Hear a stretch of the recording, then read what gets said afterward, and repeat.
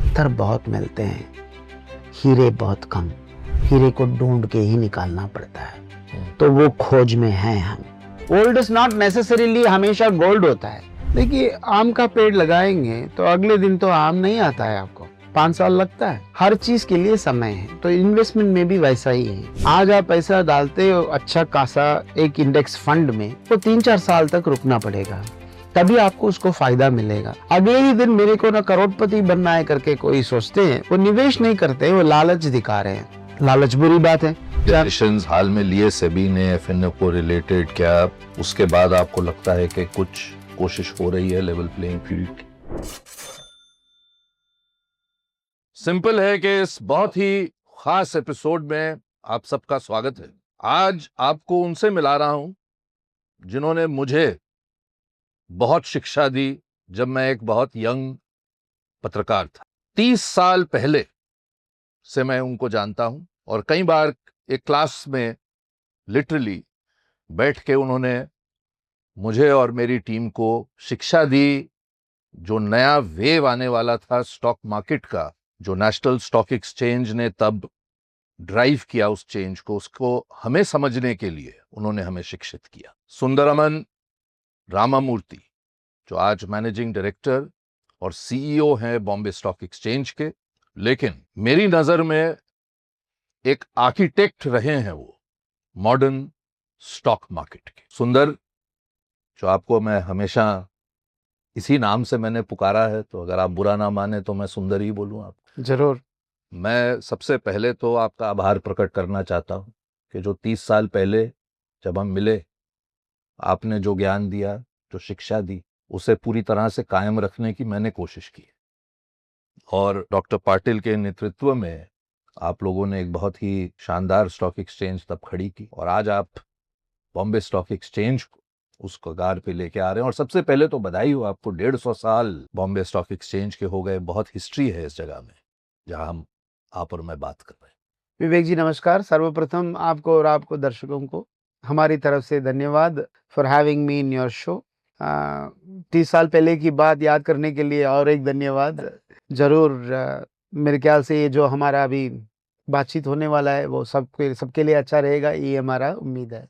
In fact Covid के दौरान सेबी ने बिल्कुल इन्वेस्टर लेवल तक कैप्चर किया, और वो रिपोर्ट आपने भी जरूर देखी होगी कि 10 में से 9 लोग जो ट्रेडिंग की तरफ जा रहे थे, उन्होंने पैसे गवाए अपने, ना कि कुछ बनाए।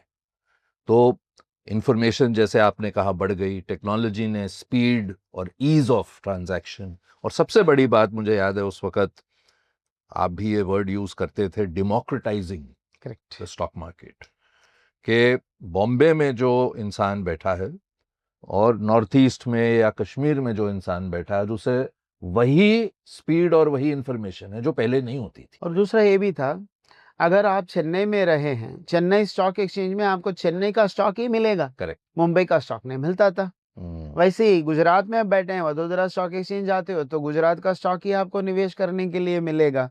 तो ये भी नहीं है अभी। पूरा भारत देश में सबके लिए एक ही लेवल में डेमोक्रेटाइजेशन हो गया, दो चीज का, एक्सेस टू द मार्केट और एक्सेस टू द इंफॉर्मेशन। ये बहुत बड़ा बदलाव है। लेकिन जो ट्रेडिंग की बिना जानकारी के कुछ प्रोफेशनल ट्रेडर्स हैं, उन्हें जानकारी है, उन्होंने पढ़ाई लिखाई की है, रिसर्च किया है, तो वो करें तो ठीक है।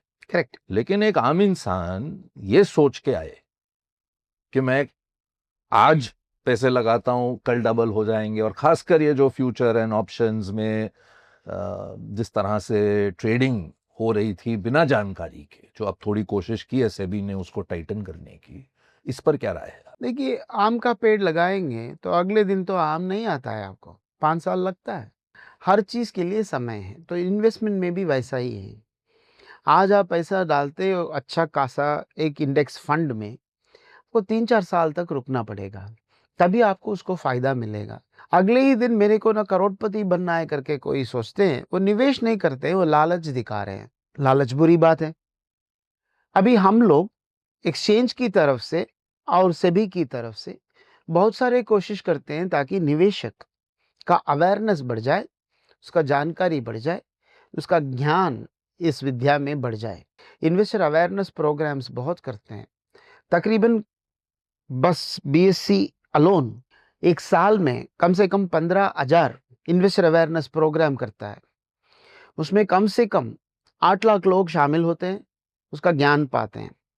उसके अलावा हम लोग दिलचस्पी के साथ अगर किसी को किसी चीज़ सीखना है, अब छोटा-छोटा क्लिप लगाएँगे तो लोग देखते हैं यूट्यूब वीडियो वगैरह। तो हम डॉक्टर माने वीडियोज़ करके बहुत लाए हैं। उसका व्यूअरशिप बहुत है। उसके अलावा जब ये वर्ल्ड इन्वेस्टमेंट वीक वगैरह आता है, वो नुक्कड़ नाटक करते हैं ताकि ना लोग इसको सोचें, समझें और वापरें, ताकि जो निवेश करता है वो सुरक्षित हो। अगर सुरक्षित जगह पर कोई निवेश करता है, वो इन्वेस्टर सुरक्षित रहेगा। आपने एक इंटरव्यू में कहा, पीछे कुछ आप पे रिसर्च कर रहा था, कि लेवल प्लेइंग फील्ड नहीं है। इस पे अगर आप कुछ कहें कि जैसा कि आप डिसीजंस हाल में लिए सेबी ने एफएनओ को रिलेटेड, क्या उसके बाद आपको लगता है कि कुछ कोशिश हो रही है लेवल प्लेइंग फील्ड?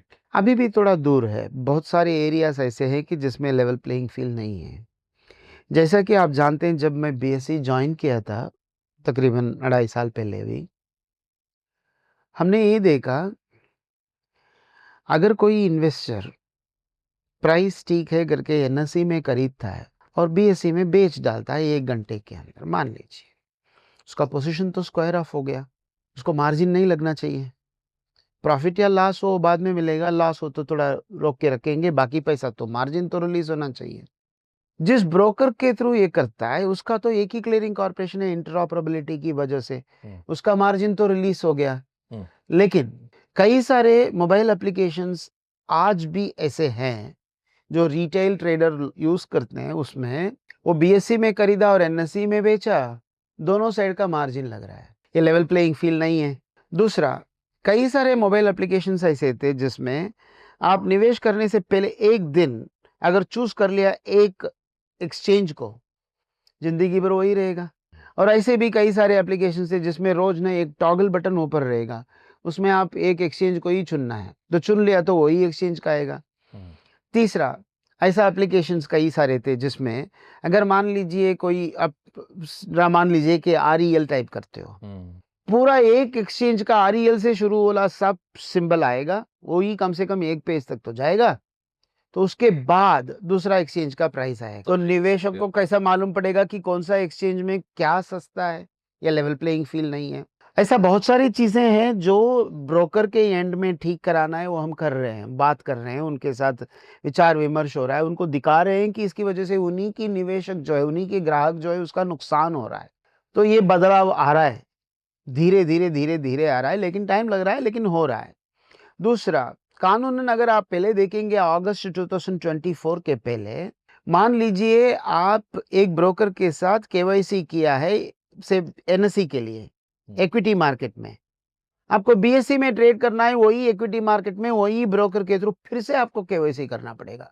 अरे क्लाइंट वही है, ब्रोकर वही है, स्टॉक वही है, एक्सचेंज अलग अलग है, तो केवाईसी कैसा बदल गया? अलग अलग केवाईसी की क्या जरूरत था? इसको बदलना पड़ा। ऐसे कई सारे कानून जो थे, जो लेवल प्लेइंग फील्ड को परमिट ही नहीं कर रहा था, उसको बदलना पड़ा। दूसरा, अभी कॉमन कॉन्ट्रैक्ट नोट के लिए जो बातचीत चल रही है, वो और एक नमूना है इसमें। ये सब बहुत सारी चीजें चेंज हुए हैं, बहुत सारे चेंज होना बाकी है, वो होते रहेगा, वो तो आते रहेगा। जब सामने आता है तब हम उसके ऊपर सोचेंगे, विचार विमर्श करेंगे, बातचीत करेंगे, तो वो बदलाव आएगा। तो इसी को हम हमेशा कहते हैं कि लेवल प्लेइंग फील्ड नहीं है, उसको लाना जरूरी है। सुंदर, बहुत कुछ बदल गया बाजार में। 19 साल तक आप एनएससी में रहे, फिर आप एक ग्लोबल बैंक के साथ रहे, आज आप पिछले 2-2.5 साल से बीएससी की कमान संभाल के। क्या इन्वेस्टर भी बदले इन 30 सालों में? बदलना दुनिया की रीति है। जब मूवमेंट होता है, बदलाव आते रहता है। जिसमें मूवमेंट नहीं है, उसमें जीवन नहीं है। सो जब बदलाव दुनिया की रीति है, उसको स्वीकार करके समय के साथ और समय के अनुसार हमें भी नियत को छोड़ना नहीं, वो तो कायम रहेगा, वैसे का जैसा था वैसे ही रहेगा। लेकिन जैसा वो सामना करते हैं, वो तरीके को बदलते बदलते हमें भी जाना पड़ता है। बहुत कुछ बदल गया। पहले तो इन्वेस्टर हम्म, स्टॉक एक्सचेंज का बिल्डिंग में आके ब्रोकर या सब ब्रोकर उसका एजेंट के लिए बाहर वेट करके ऑर्डर देता था। तभी उनके पास कितना इन्फॉर्मेशन था, जिस स्टॉक में वो निवेश करना चाहता है, जिससे बाहर आना चाहता है, उसमें उसका कितना इन्फॉर्मेशन था वो पता नहीं था। लेकिन अभी ज़माना ऐसा नहीं रहा। स्टॉक एक्सचेंज का रिंग से मार्केट बाहर आके पहले तो ब्रोकर के ऑफिस में गया, हम्म, बाद में उसका कंप्यूटर में गया, बाद में उसका जो ग्राहक है उसका कंप्यूटर में गया, अभी तो ग्राहक का कंप्यूटर से ग्राहक का पॉकेट में चला गया है। अभी एक टच में बैंक, डिपॉजिटरी सब मिला जुला हो गया। पहले तो आप चेक डिपॉजिट करेंगे, लोकल चेक है तो 2 दिन, बाहर का चेक है तो 5-6 दिन लगता था। अभी सोचते सोचते आप 2 बटन दबाएंगे, भले जिस बैंक में आपका खाता हो, जिस बैंक में जो ट्रांसफर कर रहा है उसका खाता हो, अलग अलग हो, उन दोनों के बीच में पैसा का ट्रांसफर हुआ कि नहीं उसका परवाह ही नहीं है। आपका अकाउंट तो क्रेडिट हो जाता है, पैसा आप खर्च भी कर सकते हो। जमाना बदल गया, तौर तरीका बदल गया, कानून इसी के हिसाब से बदलते जा रहा है। इन्वेस्टर बदला है, लेकिन एक चीज बदला नहीं। कई सारे इन्वेस्टर पहले भी बिना जानकर निवेश करते थे।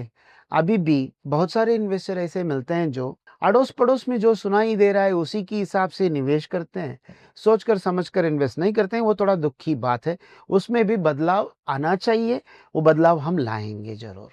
कहते हैं, हम लोग कहते रहते हैं कि बैकबोन है भारत के। मुझे ऐसा लगता है कि आज आप देखें आईपीओज मार्केट जो है, उसमें या तो बड़े ग्रुप्स हैं, वो अपनी और कंपनियां लिस्ट करा देते हैं, और या फिर अब स्टार्टअप्स हैं जिनको अच्छी खासी वैल्यूएशन मिल गई, वो आके अब आ रहे हैं मार्केट में। लेकिन कहीं जो छोटे एसएमईज हैं, और आपने तो भारत कहीं ज्यादा मुझसे ट्रैवल किया है, लेकिन ऐसी इतनी अच्छी अच्छी कंपनीज हैं पूरे देश में, जो क्योंकि पब्लिसिटी या क्योंकि ये सब नहीं अपना कर पाती, लेकिन बिजनेस अच्छा खड़ा कर पाती हैं, और अभी भी बैंक के पास जाती हैं और वहीं से लोन लेती रहती। तो एसएमई का जो एक, जिसे आप लोग बोर्ड कहते हैं, अलग एक कैटेगरी, उसको बढ़ाने में आप समझते हैं कि एक बड़ा कदम आप उठा पाएंगे? है ऐसा? ऐसा नहीं है बिल्कुल कुछ नहीं हुआ, लेकिन क्या आपका एक मिशन आउट ऑफ कई चीजें जो हैं आपकी टेबल पर, ये होगा? आप ये सही सवाल पूछा। भारत में कम से कम 6 करोड़ एसएमईज है। उनका जो कंट्रीब्यूशन है एक्सपोर्ट्स में, जीडीपी में, एम्प्लॉयमेंट जनरेशन में बहुत महान है, महत्वपूर्ण भाग ले रहा है। वो तकरीबन 1000 कंपनी ही लिस्टेड है दोनों एक्सचेंज में मिला के। 6 करोड़ ना सही, 60 लाख ना सही, 6 लाख ना ना सही, सही। 60,000 भी ना सही, 6,000 तो होना चाहिए। तो 6,000 होने के लिए क्या करना चाहिए? बहुत सारे गवर्नमेंट का एजेंसीज है, वो स्मॉल स्केल इंडस्ट्रीज को इकट्ठा करके उनको उनकी भलाई की सोच हो रहा है, उनका बहुत कुछ काम हो रहा है, उनके साथ हम जोड़ते हैं। जोड़ के जिधर भी उनका कोई भी एसएमईज का कॉन्क्लेव वगैरह होता है, उधर जाके हम ये बात करते हैं कि आप लिस्ट हो जाओ। लिस्ट होने से आपका फ़ायदा है, विजिबिलिटी बढ़ता है। एसएमई को हम small and medium industry enterprises कहते हैं। दूसरा क्या बोलते हैं हम लोग? Subject matter experts. ये एसएमईज भी सब्जेक्ट मैटर एक्सपर्ट्स ही है। तो उनका उनका धंधा मालूम है, उनका कॉर्पोरेट गवर्नेंस, फाइनेंस वगैरह ज़्यादा मालूम नहीं रहता है, तो उनको टाइम लगता है। लिस्टिंग क्या है, कैसा करना है, उसके लिए कैसा बैलेंस शीट होना चाहिए, ये सब समझने में उनको समय लगता है। पत्थर बहुत मिलते हैं, हीरे बहुत कम। हीरे को ढूंढ के ही निकालना पड़ता है, तो वो खोज में हैं हम। जब आप हीरे करके सोच के ले आते हैं, कभी कभार कांच भी आता है। समुद्र मंथन करते वक्त अमृत के पहले विष ये आया था, तो विष आना अनिवार्य है। तो जब अच्छा कंपनी लाने की आप कोशिश में हो, एक आध इधर उधर गलत कंपनी भी आता है, वो नाम खराब करने की कोशिश भी करता है। उसको कैसा आप रोकेंगे, उसके लिए क्या कदम उठाएंगे, वो भी हम सोचते हैं।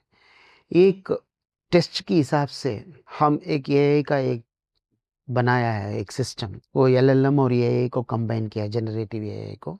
जिसमें हम DRHPs जो भी आते हैं SME कंपनी से उसको डाल देते हैं। वो 4 तरह का रिपोर्ट हमें देता है। सेबी का कंप्लायंस का चेकलिस्ट बना के उसमें टिक बॉक्स लगा के कंप्लाइड है कि नॉन कंप्लाइड है वो बताता है। LLM में पूरा DRHP को पढ़ लेगा 15 मिनट में, पढ़ के करता है। दूसरा BSc का जो भी अलग चेकलिस्ट होगा उसको देखता है। तीसरा BSc अगर कुछ कानून लगाएगा उसको चेक करता है। OFS कितना प्रतिशत है, कितना प्रमोटर चेंज हुए हैं, कितना प्रमोटर्स को पहले प्रेफरेंशियल इश्यूज हुआ है, कितना रिलेटेड पार्टी ट्रांजैक्शन चल रहा है, अगर कोई ऑर्डर बता रहा है तो कौन सा कंपनी का कौन सा ऑर्डर की बात कर रहा है। ये सब चेक करके हमें थोड़ा सा तैयार कर लेता है कि कौन सा और सवाल पूछना चाहिए। वो तीसरा रिपोर्ट होता है। चौथा रिपोर्ट ये होता है कि जिसमें वो भी प्रॉपर नेम मेंशन हुआ है उसमें, उसका जांच कर लेता है पब्लिक डोमेन में। ईडी से कुछ एक्शन था क्या, सीबीआई से कुछ एक्शन था क्या, गूगल में कुछ है, कुछ फ्रॉड हुआ है, कुछ उसका कंपनी का प्रमोटर दूसरा कहीं अच्छा काम कर रहा है, ये सब पता करके वो भी दे देता है। इसमें थोड़ा हमारा काम का बोझ कम होता है। जो आदमी 3-4 हफ्ते बैठ के करता था उसको 20-30 मिनट में ये तो वो गलवा लेता है, निकाल के हमें हमारे सामने रख देता है, ताकि हम जो स्पीड से इसको प्रोसेस कर पाएंगे वो अपने आप बढ़ रहा है। तो एक तो ये है कि हम कानून को थोड़ा टाइट करते जा रहे हैं। दूसरा हमारा देखने का नज़रिया बदलते जा रहा है एक्सपीरियंस आते आते। तीसरा हम टेक्नोलॉजी का भी यूज़ कर रहे हैं ताकि जितना ज़्यादा हो सके और जितना जल्दी हो सके उतना एसएमईज़ को हम अंदर लाएं। हमारा मानना ये है, अगर विकसित भारत के ओर जब हम चल पड़ते हैं, अगर हमारा मार्केट कैप जो 5 ट्रिलियन की बात करते हैं उससे 50 ट्रिलियन तक ले जाना है, एसएमईज़ को अंदर लाना अनिवार्य है, बहुत ज़रूरी है।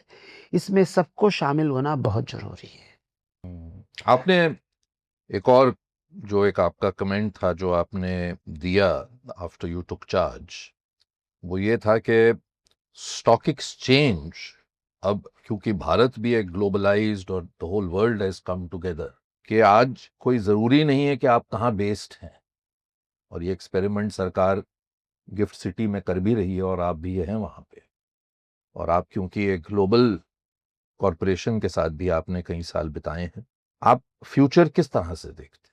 कि क्या कोई रीज़न है कि 150 साल एशिया की सबसे पुरानी स्टॉक एक्सचेंज कल किसी भी विदेशी कंट्री में भी जाकर उनके स्टॉक्स की ट्रेडिंग करवा सकती है? कि किसी को कोई दूसरा कंट्री में जाके उधर कुछ सेटअप करना ऐसा जरूरी नहीं है। हाँ, सेटअप नहीं, मतलब कि वहाँ के निवेशकों तक आप पहुँच सकते हैं टेक्नोलॉजी के।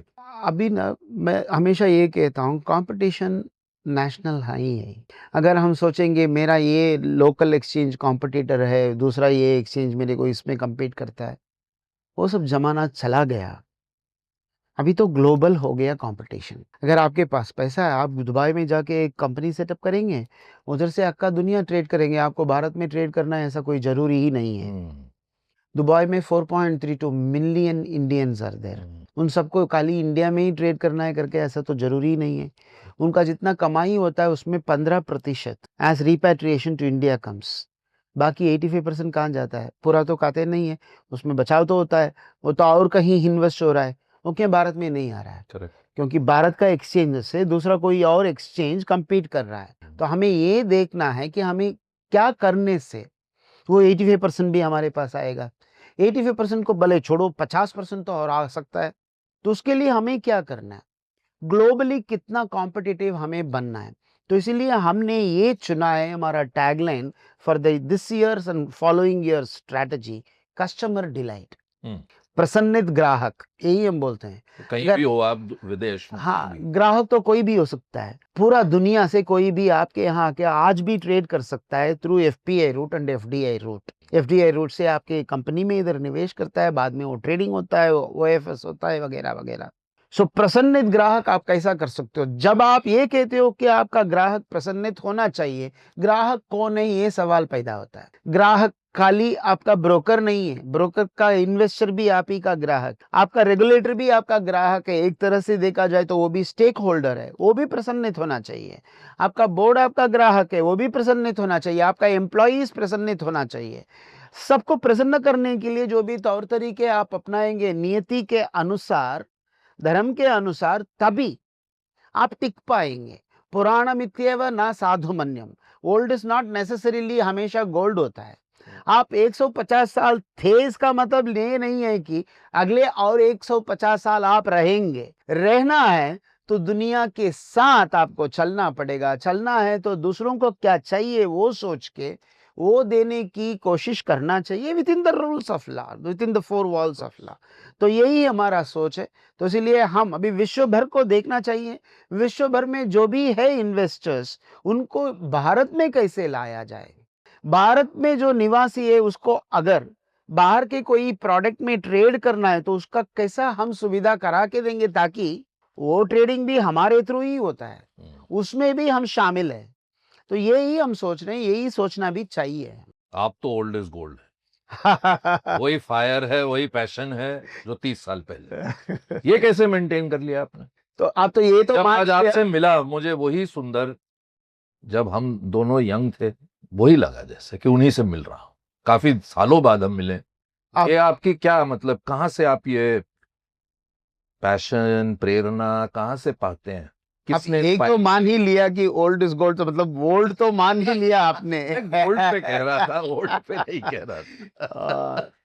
जब आपके सामने एक उद्देश्य है, वो स्वार्थ के द्वारा ना आता है, तो आपके पास पूरा दुनिया में जितना भी एनर्जी है आ जाता है, क्योंकि उसमें स्वार्थ नहीं है ना।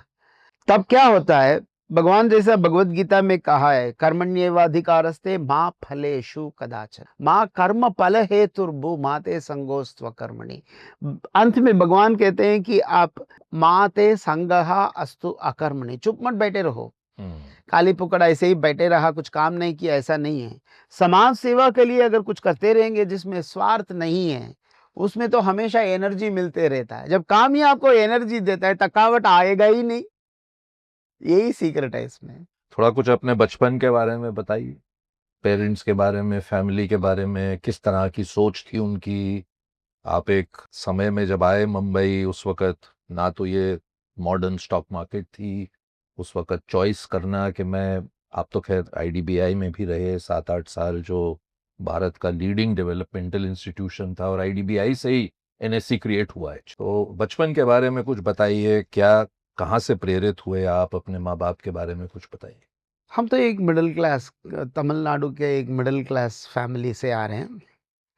मिडिल क्लास फैमिली में उन दिनों में जब शहर में कोई रहता है, गांव से लड़के लड़की लोग आके उन्हीं के साथ रह जाएंगे ताकि शहर में कुछ सीखें, नौकरी मिले।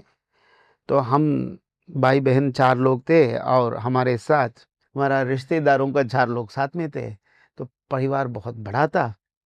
उन दिनों में कमाई तो इतना ज़्यादा होता नहीं है, तो very middle class, lower middle class level का फैमिली था। मैं हमेशा ये जोकुलरली कहता हूँ।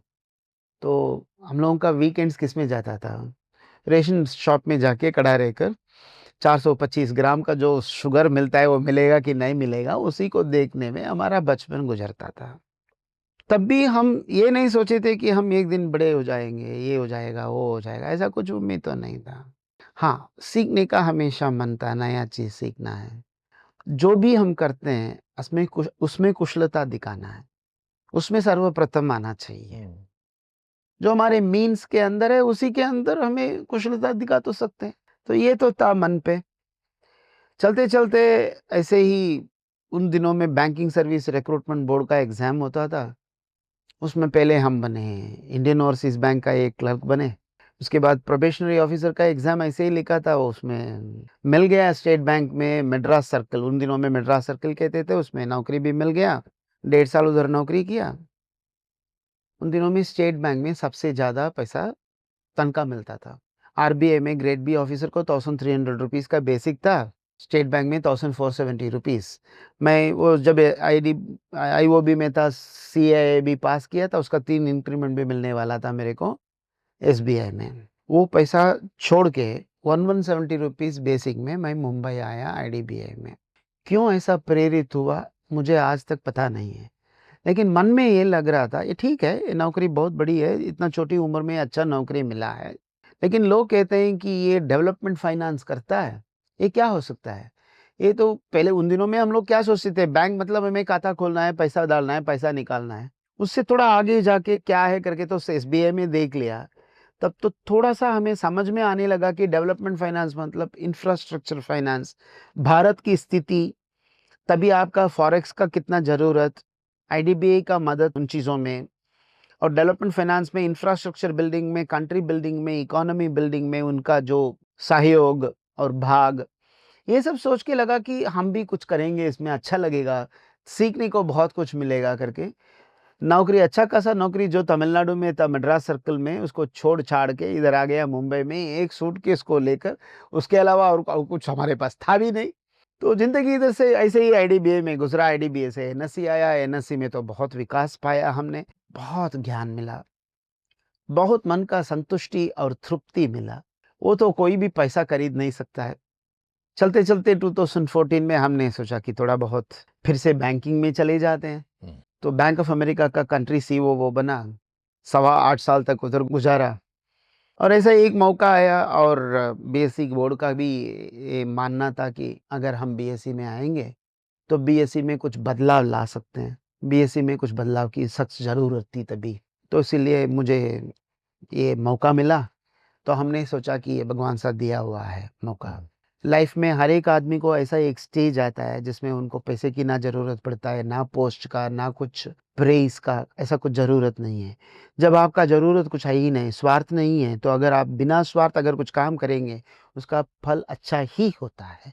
तो हमने सोचा कि हमें ऐसा एक मौका मिला, क्यों हम इसको ना वापरें, क्यों बीएससी को वाइब्रेंट ना बने, ये सोच के ही हम इधर आ गए हैं। कितनी अच्छी कहानी आपने बताई अपनी जिंदगी की, और बहुत प्रेरित करेगी ये उन सब यंग लोगों को भारत के जो सुनेंगे आपकी इस कहानी के। काम करिए और करते रहिए मेहनत से सोसाइटी के भले के लिए। एसएमईज जो हैं, हमेशा की तरह बहुत बहुत धन्यवाद सुंदर। आज बहुत अच्छा लगा आपसे एक बार फिर बात करने का, और इतने सालों बाद फिर मुलाकात हुई, और हमेशा सिखाने के लिए हमें, पब्लिक को धन्यवाद आपका। हमें ये मौका प्रदान के लिए बहुत बहुत धन्यवाद। Thank you.